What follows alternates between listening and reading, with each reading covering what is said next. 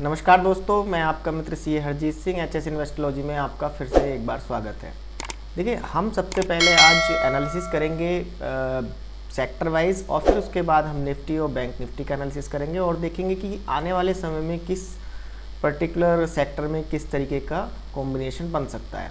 तो आइए मैं शुरुआत करता हूँ वीकली चार्ट से और सबसे पहले हम लोग आईटी सेक्टर से शुरुआत करते हैं। देखिए, आईटी सेक्टर ने यहाँ जब इस तरीके का एक ब्रेकआउट दिया था वीक का जो अपना टाइम फ्रेम मैंने वो लिया हुआ है और यहाँ पे एक एनगल्फिंग बियरिश कैंडल बनाई थी, लेकिन उस पर्टिकुलर कैंडल पैटर्न को फेल किया और उसके बाद हमें बिफोर रिजल्ट्स कुछ अपसाइड का मूव देखता हुआ देखने को मिला है। यहाँ पे अगर आप इसको डेली चार्ट पे जाएंगे तो हमने जब डिस्कशन कर रहे थे तो ये एरिया को ब्रेक नहीं किया और यहाँ तक के पुल बैक की उम्मीद थी, उससे थोड़ा सा ऊपर ही पुल बैक 100-200 पॉइंट्स लिया है। तो यहाँ पे एक अच्छा पैटर्न्स नज़र आ रहा है।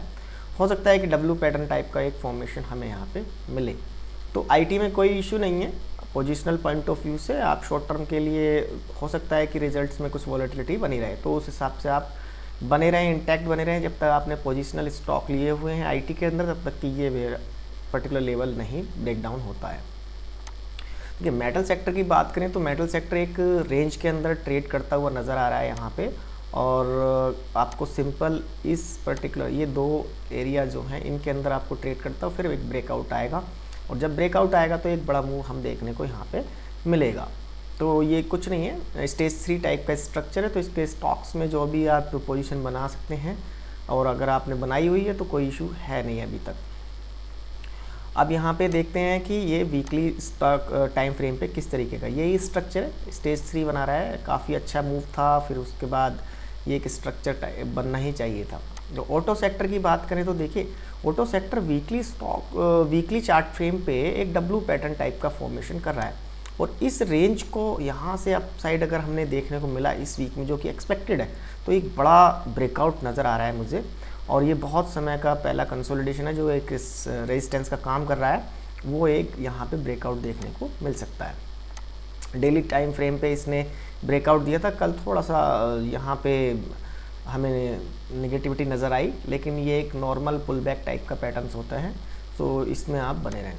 एफएमसीजी की बात करें तो देखिए, एफएमसीजी एक यहाँ पे पुल बैक स्ट्रक्चर में फॉर्मेशन टाइप की कर रहा है। तो इस तरह रिजल्ट से पहले एक pull back, healthy pull back है, तो आप यहाँ पे के रिजल्ट्स यहाँ के स्टॉक्स को चूज़ करके अच्छे स्टॉक्स इस सेक्टर के अंदर देख सकते हैं। एक अच्छी अपॉर्चुनिटी आपके लिए यहाँ पे बनती हुई नज़र आ रही है। देखिए, कोई भी दिक्कत नहीं है। अगर आप बड़े टाइम फ्रेम पे देखते हैं तो आप जो शेकआउट्स होते हैं डे वाइज के, उनसे आप दूर रहते हैं। तो आप हमेशा बड़े टाइम फ्रेम पे किसी भी सेक्टर को या स्टॉक्स को ज़रूर देखा करें। अब चलते हैं रियलिटी में। तो देखिए, रियलिटी में एक ही वीक में बहुत वन वीक के बहुत बड़ी कैंडल्स हैं, और यहाँ पे भी एक अच्छी अपसाइड का मूव देखने को मिला। और अगर इसको आप डेली टाइम फ्रेम पे देखेंगे तो इस तरीके का स्ट्रक्चर नज़र आ रहा है। तो यहाँ पे एक ब्रेकआउट दिया है और यहाँ पे फिर से एक कंसोलिडेशन नज़र आ रहा है। तो देखिए, जो परसों ब्रेकआउट दिया था इसने थर्सडे को, उसके बाद फ्राइडे को नॉर्मल एक ट्रेजेक्ट्री में ट्रेड करता हुआ नज़र आ रहा है। फार्मा की बात करें तो फार्मा ने एक ब्रेकआउट दिया, उसके बाद पुल बैक है, और यहाँ तक के लेवल्स जब मैंने आपको बताया था तो वो देखने को मिल सकते हैं। आप इसको वीकली टाइम फ्रेम पे देखेंगे तो कोई इशू आपको नज़र नहीं आएगा। Media is not a good sector to trade, so avoid, अगर if you can avoid it, क्योंकि बहुत ज़्यादा नीचे है और उतना बेहतर जब तक कि इस लेवल को नहीं ब्रेक करता है। तो यहाँ के स्टॉक्स में एक पर्टिकुलरली एक स्टॉक की वजह से सेक्टर भागा है।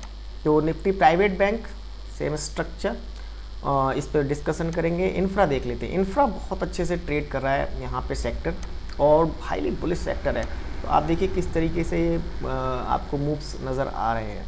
थोड़ा सा कंसोलिडेशन फिर एक मूव, थोड़ा सा कंसोलिडेशन फिर एक मूव। तो इस तरीके के सेक्टर में आपको ट्रेड करना चाहिए। तो यहाँ पे एनर्जी की बात करें तो देखिए, एनर्जी जो मैं लगातार बोल रहा हूँ कि यहाँ पे एक पुल बैक की उम्मीद है, और पुल बैक हो सकता है कि यहाँ पे हम पुल बैक देखें।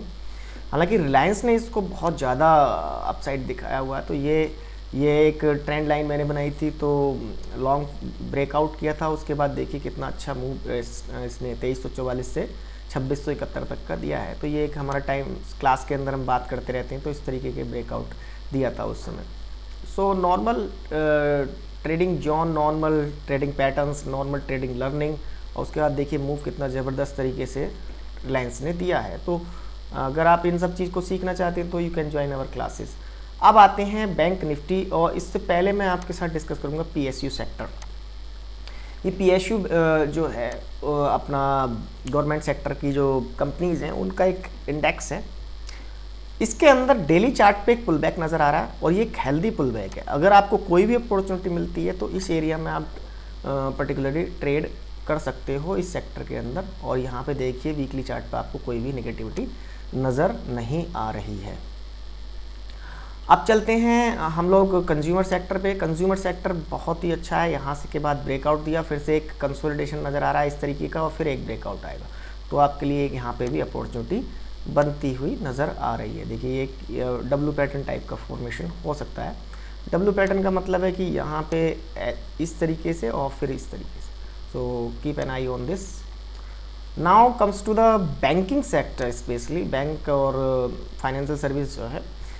देखिए बैंकिंग सेक्टर की बात करें तो ये जो एरिया है, ये जो जोन है, ये अब जोन छोटा हो चुका है। मतलब पहले इस जोन तक आ रहा था, लेकिन इस जोन ने अब इसको कोशिश की है कि यहाँ इस पर्टिकुलर जोन तक, तो ये छोटा होता जा रहा है, वोलेटिलिटी कॉन्ट्रैक्शन हो रही है। और यहाँ पे मुझे एक अगर इस ब्रेकआउट देता है 38,325 को, तो एक बड़ा मूव अपसाइड की तरफ नज़र आएगा। हालांकि अभी तक कैंडल्स इतनी स्ट्रांग नहीं है। आप देखिए 1 2 3 4 5 6 7 8 9 कैंडल्स में आपको 5 जो है नेगेटिव हैं और केवल 4 पॉजिटिव हैं, और उनके अंदर भी उतने अच्छे वॉल्यूम्स नहीं आएंगे अगर आप वॉल्यूम्स को लगाएंगे। तो जनरली इस तरीके का स्ट्रक्चर थर्ड स्टेज के अंदर चला जाता है। तो बैंकिंग को ब्रेकआउट देना पड़ेगा अगर निफ्टी को 19,000 प्लस ट्रेड करना है, तो आप इस रेंज में ट्रेड करता हुआ नज़र आएगा। ये ऑप्शन सेलर्स के लिए बहुत अच्छा एरिया होता है, क्योंकि इस तरीके से जोन में ट्रेड करें। अगर आप वीकली चार्ट देखेंगे तो कोई आपको यहाँ पे दिक्कत नज़र नहीं आएगी। देखिए ये एक सिंपल फ्लैग टाइप का स्ट्रक्चर है, नीचे से अगर बनता है तो इस तरीके से, और यहाँ पे फ्लैग। अब निफ्टी की बात करते हैं। देखिए निफ्टी किस ट्रैजेक्टरी में वीकली टाइम फ्रेम पे नज़र कर रहा है। एक सिंपल अपसाइड के 2-3 वीक तक गया, फिर उसके बाद एक वीक डाउन, तो ये एक नॉर्मल ट्रेड जोन है। और उसके बाद फिर से एक वीक में अप, तो ये जो जोन था इसी जोन को फॉलो करता हुआ नज़र आ रहा है। अगर हम देखते हैं कि इस वीक में इसने इस एरिया को ब्रेक किया 18,000 को, तो फिर एक बड़ा 200-400 पॉइंट का यहाँ पे मूव नज़र आ सकता है। वनडे के टाइम फ्रेम पे देखेंगे तो वही एक ट्रैजेक्टरी में ट्रेड करता हुआ नज़र आ रहा है। यहाँ पे डोजी बनी है, हो सकता है अगर मूव आ जाए और फिर से हम अपसाइड का एक मूव देखें। तो जो भी आए अपॉर्चुनिटी, डाउन साइड पे अपॉर्चुनिटी है, अपसाइड पे सेलिंग करते रहो। अगर फ्यूचर में ट्रेड करते हो और ऑप्शन सेलिंग करते हो तो ज़्यादा बेटर है कि इस जोन में ही ट्रेड करता रहे। आईटी सेक्टर के कुछ स्टॉक्स की अगर बात करें तो यहाँ पे जो आईटी सेक्टर्स के स्टॉक्स हैं सभी के अंदर बड़ा मूव आया है बिफोर रिजल्ट्स। तो यहाँ पे जो भी अपॉर्चुनिटी आपको रिजल्ट्स के बाद आती हैं और अच्छे रिजल्ट्स रहते हैं तो उनके अंदर डिप पे बाई किया जा सकता है, ये एक टाइम जोन के अंदर। यहाँ पे अगर हम ऑप्शन चेन की बात करें, जो कि हमारा इम्पोर्टेंट पैरामीटर है, ये लीडिंग इंडिकेटर होता है। तो इसी इंडिकेटर पे आप देख सकते हैं 37,800 का अगर हम बात करें, जो कि हमारा एटीएम स्ट्राइक प्राइस है बैंक निफ्टी के अंदर, वहाँ पे हमें 34,801 कॉन्ट्रैक्ट्स कॉल साइड पे नज़र आ रहे हैं और 22,850 पुट साइड पे नज़र आ रहे हैं। तो ऑब्वियसली जो कॉल राइटर्स हैं वो कॉल साइड पे ज़्यादा मजबूत हैं, जिन्होंने कल भी ज़्यादा कॉन्ट्रैक्ट्स बनाए हैं। नीचे की साइड की सपोर्ट की बात करें तो 37,500 एक मजबूत सपोर्ट नज़र आ रही है। 38,656 कॉन्ट्रैक्ट, 11,617 कल बने हैं। 37,500 मजबूत एक सपोर्ट नज़र आ रही है। अप साइड और अगर हम रेजिस्टेंस की बात करें तो 38,000 यहाँ पे एक रेजिस्टेंस है और उसके ऊपर 38,500। सो मुझे लगता है कि इस रेंज में जो ये 37,500 से 38,400 तक की रेंज एक हमें नज़र आ सकती है इस वीक में, अगर अपसाइड का ब्रेकआउट नहीं आया। तो ये एक रेंज जो है ये बिल्कुल मैच करती है आपके चार्ट के साथ। तो एक जब चार्ट के साथ अलाइन हो जाती है ऑप्शन चेन, तो ये समझ लीजिए कि जो बड़े प्लेयर्स हैं उनका उसी तरीके का मूड होता है। तो यहाँ पे ऑप्शन चेन देख लेते हैं अपने निफ्टी की। निफ्टी में 17,900 पे हमें पुट राइटर्स बहुत मजबूत नज़र आ रहे हैं। उन्होंने 44,518 कॉन्ट्रैक्ट्स टोटल बनाए हैं, 36,774 फ्राइडे को बनाए हैं। तो यहाँ पे देखिए 48,000 कॉन्ट्रैक्ट हैं, लेकिन कल उन्होंने कम कॉन्ट्रैक्ट्स बनाए हैं कॉल साइड में, और नीचे की तरफ से हमें शॉर्ट कवरिंग नज़र आई है। तो ये एक बुलिश सिग्नल है, और जो मार्केट है ऊपर का एक मूव दिखा सकती है अगर बैंक ऑप्शन चेन की बात करें तो। हालांकि ऊपर थोड़ा सा यहाँ पे एक रेजिस्टेंस 18,000 पे हमें नज़र आता है, क्योंकि यहाँ पे 28,000 कॉन्ट्रैक्ट कल भी बने और 71,000 टोटल हैं। नीचे की साइड सपोर्ट जो नज़र आ रही है 17,800 एक मजबूत सपोर्ट है, और 17,700 उससे भी ज़्यादा बड़ी मजबूत सपोर्ट का काम करेगी। तो ये ऑप्शन चेन का एनालिसिस था। तो अब आप समझ सकते हैं कि किस तरीके के ट्रेड हमें नज़र आता है। So thanks for watching this video. आज के लिए इतना ही था दोस्तों, थैंक यू।